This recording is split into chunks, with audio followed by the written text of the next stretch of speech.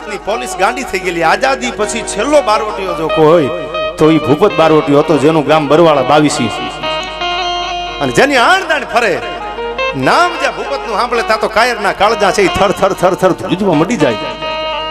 આપણા ગુજરાતના ગૃહમંત્રી રસિક પરીખના હાળાને જ્યારે ભૂપતે ધબેડી નાખ્યો ત્યારે એને પોલીસને બોલાવીને કીધું કે મારે રાજકેદી 1 કરો ભૂપતને પકડવો છે. અને ભાઈ ગાંડી થઈ ગુજરાતની પોલીસો ભૂપતને પકડવા. પણ ખુખાર બારવટીયો કોઈની ત્રેવડ નથી ભૂપતની સામે મીઠ માંડી શકે. ભાઈ છેલ્લે તો એમ કહી દીધું કે 6 મહિના સુધી પગાર બંધ કરી દો. કોઈ પોલીસ વાળાને પગાર નથી દેવાનો જ્યાં સુધી આપણા આ બારવટીયા ભૂપતને ન પકડે ત્યાં સુધી. 6 મહિના આ હિસ્ટ્રી ઓફ રેકોર્ડ છે ગુજરાતનો. 6 મહિના પોલીસનો પગાર ગૃહમંત્રીએ બંધ કરી દીધો. તો ભૂપત જો હાથમાં ન આવે તો કોઈ સરકાર પોલીસને પગાર નહીં આપે. આવો ખુખાર બારવટીયો ભૂપત. અને કોઈના હાથમાં દેવરાજભાઈ નથી આવતો. ત્યારે ચારણ સમાજમાં પહેલા વહેલા ડીવાયએસપી તરીકે પાલિયા છે અને એના હાથમાં ભૂપતનો કેસ આવ્યો. ભાઈઓ હૃદય ચારણ રાફડા જેના કદીને સોના હોય પણ મળે ફણી ધર કોઈ અમાણી જાચું ફંફોડતા ઝીલિયા. ચારણની દીકરી નાની હોય ને તો રાજપૂતના દીકરાને ખબર હોવી જોઈએ કે આને કેમ બોલાવાયું.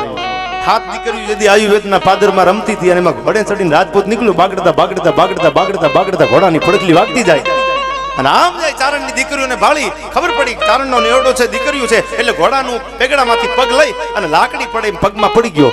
જય માતાજી જય માતાજી. 6 દીકરીઓ જય માતાજી કર્યા. 7મી દીકરી ટગર ટગર ટગર ટગર ટગર રાજપૂતની સામે જોવે છે. એટલે આતાભાઈને એમ થયું કે મારે જય માતાજી કરવામાં કઈ ભૂલ પડી. એટલે લાકડી પડે એમ પગમાં પડીને કીધું કે માં જય માતાજી. તેથી ચારણની 7 વર્ષની દીકરી આયુર્વેદના પાદરમાં માથે હાથ મૂકીને એટલું કીધું તું કે આતાભાઈ તારા એક ઘોડાના ડાબલે જો 18 પાદર ન આપું તો હું મામડિયા ચારણની ખોડિયા ન કહેવાઓ. માંડ ઘોડાને આંકવા ધરતીને નહોતો ધણી અન નથી કરતી નખતા વરી તોય વગતા તને ફેરમના ધણી બાપ. સાહેબ એને 18 પાદર હતા જ નહીં પણ ખોડિયાર તેથી ચારણની દીકરી બોલી ગઈ હતી તારા ઘોડાના ડાબલે 18 પાદર આપી દઉં તો માનજો હું ચારણની દીકરી બોલી છું. ઈ ભૂપત ગુજરાતની સરકારે ગુજરાત સરકારે પોલીસનો પગાર બંધ કરી દીધો. કોઈ રજવાડું એવું નતું ભૂપતને હંગરી શકે. આઝાદી પછી રજવાડા હતા જ નહીં પણ કોઈ ગિરાસદાર એવો નતો ભૂપતને હંગરી શકે. તેથી એને એમ થયું મઢડા વયો જાવ અને હોનબાઈના પગ પકડી લઉં તો મને એવું લાગે છે કે મને કોઈ નહીં પકડી શકે. અને આ બાજુ જીવાભાઈને કોકે કીધું જીવાભાઈ એક મઢડામાં આઈ બેઠી છે ભાઈ ખમીર વંતા બે ખારવા જન્યુમાં ચારણ જાત દુલો મજા દર દીપતો અને અમારી મઢડે ફોન માત. હા હા હા સાહેબ હરાકડિયાના નેહમાં આ થોડીક વાર શબ્દો ઉપર ધ્યાન આપજો પછી તમે તમારે સાંભળજો. તમારે મજા આવી. આપણે ભાઈ દેવરાજભાઈ છે, ઘણા બધા કલાકારો આવી છે પણ ગાંધીગીરમાં જેથી હમીર બાપુની આંખમાંથી દેવરાજભાઈ આહુડા પડી ગયા કે માં હવે મારાથી મઢડા અવાય કે ન અવાય. તેથી હોનબાઈ ગાંધીગીરમાં જુનાગઢ રસુલ ખાનને નવાબને નમાડી જેને દીધો હતો એને માથે હાથ મૂકીને કીધું હતું કે આપા અમીર તારે ને 5 દીકરીઓ થાય અને એમાં સૌથી નાની દીકરીનું નામ હોનબાઈ પાડજે અને મઢડામાં એક હો હુરત જો હામટા ઉગાડું તો માનજે હું રાણા ગિયડની હોનબાઈ બોલી હતી હો. અને ઈ સોનબાઈ માની આગળ જેથી પાલિયા સાહેબ પહેલા વેલા ડીવાયએસપી હતા અને મઢડાવાળી હોનબાઈની આગળ આવીને કીધું કે માં મને આશીર્વાદ આપો. કે ભાઈ તું તો ડીવાયએસપી છો, તારી ઉપર માના ખમકારા છે, આશીર્વાદની શું જરૂર હતી. અને તેથી પાલિયા સાહેબે એટલું કીધું કે માં મારે આશીર્વાદ જોઈએ છે. ભૂપતને પકડવા અમારી સરકારે પોલીસ ગાંડી થઈ ગઈ છે. ભૂપત હાથમાં નથી આવતો, કાળજાળ બારોટીયો છે. તેથી હોનબાઈ માં ધીરેથી એટલું પાલિયા સાહેબને કીધેલું દેવરાજભાઈ કે પાલિયા સાહેબ તું તો મારો દીકરો છો, ચારણ છો, પણ ભૂપતે મારો દીકરો છે. આજ તું આવ્યો તારે આગલા દી ભૂપત આવ્યો હતો અને એને એમ કીધું કે મને આશીર્વાદ આપો, કોઈના હાથમાં ન આવો. હવે પાલિયા સાહેબ કોઈના બાપની ત્રેવડ નથી મારા ભૂપતનું રૂવાડું ખાંડું કરી શકે હો સાહેબ. ઇતિહાસ એનો ગવાહ છે. છેલ્લે પાકિસ્તાનમાં જઈ ઇસ્લામી ધર્મ અપનાવી આજ પણ અમીના મંજિલ નામનું મકાન એનું ઊભું છે. આજ પણ એના દીકરા પાકિસ્તાન આર્મીમાં છે. પણ કોઈ એમ કહેતું હોય ગુજરાતની સરકારે ભૂપતને પકડ્યો ના અને પાકિસ્તાનમાં બેઠો બેઠો એમ બોલતો હતો મારી હોનબાઈના ખમકારા છે, કોઈની તાકાત નથી મારી સામે મીઠ માંડી શકે. આ ચારણની દીકરી ભલા માણા અરે રૂઠે દીએ દીકરા અન રૂઠે લીએ રાજ. આ ઘણી બધી ફરમાઈશો આવી છે પણ સમયની મર્યાદા. કારણ કે નદી છે ને કાંઠામાં રૂડી લાગે અને કાંઠો મૂકીને 1 ફૂટ પાણી અધર ચડે એટલે આપણે નદી ન બોલી, આપણે એમ કંઈક મોટું પૂર હાલ્યું આવે છે. ધ્યાન રાખજો. એટલે સમયની આપણે મર્યાદા રાખવી છે. ફરમાઈશો આપની જેટલી બને એટલી ઉલેશ. કારણ કે આ પોરહીલો ડાયરો છે એટલે મને બોલવાની મજા આવે છે, મને આળા નથી થતી. મને એમ થાય છે સવારે 8 વાગ્યા સુધી બોલ્યા જ કરું, કારણ કે સામેથી પડકારો જેવો મળે છે ભાઈ.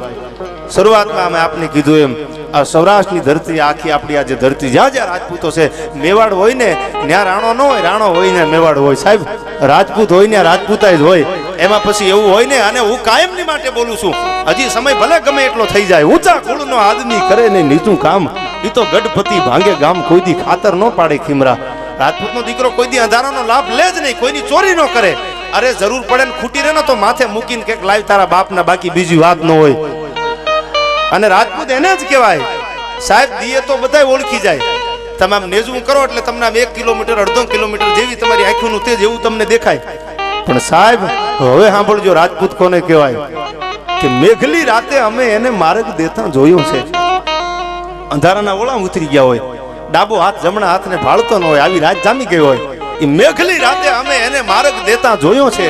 પણ જેના અંધારામાં સીલ ઓળખાય એ સિંહની જાત. આ એમ નામ સિંહ નથી લાગતું ભાઈ.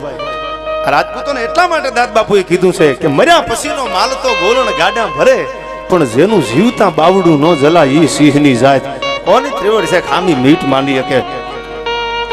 એ જે પ્રસંગો અહીંથી મારે આપને કરવા છે, ત્યારે છેલ્લે ઘડવૈયા મારે ઠાકોરજી નથી થવું એ ભલામણ ફરમાય છે. એ પહેલા મારે નાની એવી આપને વાત કરવી છે. રાજપૂતો બધા બેઠા છે ત્યારે ધીંગાણું જામેલું ભાઈઓ 3 નનામી ઘરના આંગણે પડી હતી. સાંભળજો, 3 નનામી આ રાજપૂતાણીઓની ગીતો અને છંદો અમે ગામો ગામ બોલી છીએ. આ રાડું નાખીને ભલે ગળા બેહી જાય, કોઈ એમ અમને ઘણી વાર એવું કે ભાઈ તમે હળવું હળવું બોલો ને તો તમારા અવાજને તકલીફ ન પડે. તો અમારે શું વાત એવી રીતે માંડવાની, રાજપૂત ઘોડે ચડ્યા અને પછી ધીમે ધીમે નીકળે છે ને પછી ધીમે ધીમે તલવાર ચલાવે છે ને, એમ ન હોય કોઈ દી ભાઈ. આયો તો વડા ભારતા રચાયા ખેલ ખવરું વારા પાંડુ વારા કરણ પાર થારા જુદા હુએ પડલે કાળ ત્યાં તો બાણરા ઢંગાર યાર પાર યાસ માન બાગા પનંગા થડી ગયા લાગ્યા હાથ મે પાતાળ. અરે કદાચ રાજપૂતનું ધીંગાણું બાકા ઝીક બોલતી હોય ને તો ભગવાન હુરત નારાયણ ને હતાસરા ઘોડાને ઊભા રાખી દેવા પડે અને એને નેજવું કરવું પડે. તારી ભલી થાય તારી હો, એના ઇતિહાસ રે. પછી રામધૂન લાગી આપણા બધા હિમાડા દબાવી દીધા હોય. સાહેબ આ દેશ કોઈ દી કોઈને ન્યાય આપી જ નથી શક્યો. તમે જોવો તો ખરા દેશની કરુણતા. એક સરહદની માથે દુશ્મનની ગોળીઓ ખાવા વાળાને 50,000 નો ચેક આપે છે. એ 6 મહિને પૂગતો હોય તો મારો નાથ જાણે. અને IPL રમવા વાળો એક ફટકો મારે તો એને કરોડો રૂપિયા દેવામાં આવે છે. ક્યાં ન્યાયની વાત આમાં કરવા બેહી ભલા માણસ. તમે ત્રાજવું લઈને આમ તોળો તો ખબર પડે ભાઈ. અને ના હિન્દુ બનેગા ના મુસલમાન બનેગા, ઇન્સાન કી औलाद तो इंसान बनेगा. સાહેબ મુસલમાનોએ હિન્દુસ્તાન માટે સમર્પણ કર્યા છે અને હિન્દુઓએ કર્યા છે. આજ પણ ફતેહગઢ નામ છે કચ્છમાં, ફતેહ મામદ જેના નામ ઉપરથી ફતેહગઢ નામ પડ્યું છે. સાહેબ એને આ સંસ્કૃતિ માટે માથા દઈ દીધા છે. પણ આ ખીસડ ખાયા બધા આવી ગયા ખુરશી હાટું, તમે આમ ને તમે આમ ને તમે આમ. ભાઈના તમે રામાયણ વાંચો તો ખબર પડે ભાઈનો બાપનો પ્રેમ કેવો હોય. એક નાની એવી ગામમાં ચૂંટણી આવે અને 2 ભાઈ હપીને રહેતા હોય, એમાં આડી દિવાલ થઈ જાય કે તમે ભાજપમાં અમે કોંગ્રેસમાં. શું કામ આ બધું થાય છે? આ દેશની કરુણતા જો લાલ બહાદુર શાસ્ત્રીએ 2 સૂત્રો આપ્યા હતા કે આ દેશનો ખેડૂત કોઈ દી મજબૂત ન હોય અને આ દેશનો જવાન જો કોઈ દી એની ઉપર જો સરકાર ધ્યાન આપે, આ 2 મજબૂત હોય, એક જવાન અને એક કિસાન, તો ભારતની તમે તકદીર બદલાવી શકવાના છો. આજ તમે જો સરહદની માથે દુશ્મનની ગોળીનો શિકાર થઈ જાય, ડેડ બોડી જ્યારે ઘરના આંગણે લાવવામાં આવે અને માથેથી તિરંગો આંખો કરે, 50,000 નો ચેક લખી અને 2 પુષ્પો મૂકીને વયા જાય છે. પછી કોઈ પૂછવા નથી આવતા તમારી ડેલીએ તાળા લાગી ગયા ગુગાડા છે. સાહેબ તમે જોવો તો ખરા દેશની કરુણતા. અને ઓલા IPL રમવા વાળા અબજોપતિ નહીં ખરબોપતિ થઈ ગયા છે, તોય બધા નેજવા કરીને મેછામાં બેઠા હોય છે. અરે તમારી પાડ કાઢે તમારી ભલામણા. સાહેબ જેને જરૂર છે એને આપો, નથી મફતમાં મળતા, જેના મોઘા મૂળ ચૂકવવા પડતા. આ એમના પાળિયા પાદરમાં નથી ઉભા ભાઈ, એને માથા દીધા છે, એને લોહી રેડ્યા છે. સુખદેવને, રાજ્યગુરુને, ભગતસિંહને આપણે શું કામ યાદ કરી છે? જેને આઝાદી માટે પોતાના ધગધગતા લોહી રેડ્યા છે. આ ગાંધીજીની છેલ્લી વાત આપણે કરી દો. આ ગાંધીજીનો ફોટો આપ બધી નોટમાં જોવો છો. એનું આખું નામ આપને ખબર છે, મોહનદાસ કરમચંદ ગાંધી. પણ કરમચંદના બાપુનું નામ હોતા ગાંધી. આ મરદ વાણિયો હતો ભાઈ, હતો વાણિયો પણ મરદનું ફાડ્યું હતો. કાયમ પ્રોગ્રામમાં હું આ બોલું છું અજીતસિંહ કે હોતા ગાંધી, ગાંધીજીના બાપુના બાપુ હોતા ગાંધી અને પોરબંદર જેઠવાના પોતે કામદાર હતા. મર્દાનગી હોય ને તમારી પેઢીઓમાં હાલી આવતી હોય ને તો જ હાલી આવે.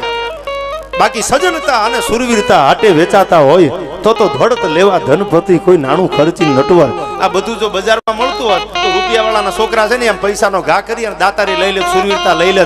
અરે આ બધું તો લોહીમાં આવે છે સાહેબ. હાથ માળની હવેલી ભલે ન હોય, એના મકાનમાં ગારેજ કરેલી હોય, પણ તમે એની દિવાલેથી નીકળો ને એટલે ખાનદાનીની હોરમ આવે, દાતારીની હોરમ આવે, મર્દાનગીની હોરમ આવે. પછી ભલે એના ખોરડા ઝૂંપડા જેવા હોય પણ એનો આવકારો મોટો હોય સાહેબ.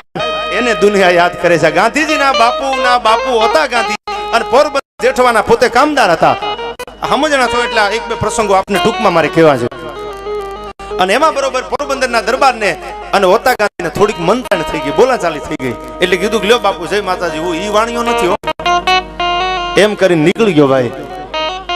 જુનાગઢમાં ઈ વખતે રસૂલ ખાનજી નવાબનું રાજ. ખુદા બાદશાહે દહું ફરફિદાહે ના કોઈ જુદા હે ખુદા કી નજર મેં. રસૂલ ખાનજી નવાબને ખબર પડી પોરબંદર થી મંતાણ થઈ ગયા ને હોતા ગાંધી નીકળી ગયા છે. એટલે એને કીધું કે આવો કામદાર આપણને મળે ને હોતા ગાંધીને જુનાગઢ બોલાવો. પછી હોતા ગાંધીને જુનાગઢ બોલાવવામાં આવ્યા અને સવારના પોરમાં જુનાગઢનો નવાબ કચારી ભરીને બેઠો છે.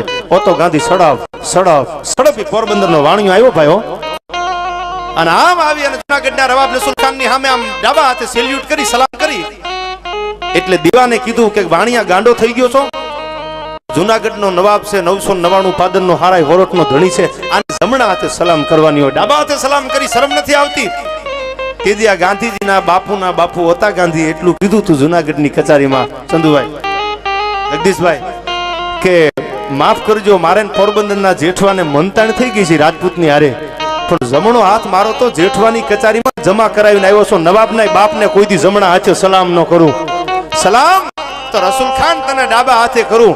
મજા આવે તો ભલે, બાકી જય માતાજી હું ઈ વાણિયો નથી ભાઈ. એના દીકરાનો દીકરો મોહનદાસ કરમચંદ ગાંધી, અને એને એમ કીધું તું જો ભારતમાંથી તમારા મૂળિયાનો ઉખેડું તો મોહનદાસ કરમચંદ ગાંધી નો કહેવાય.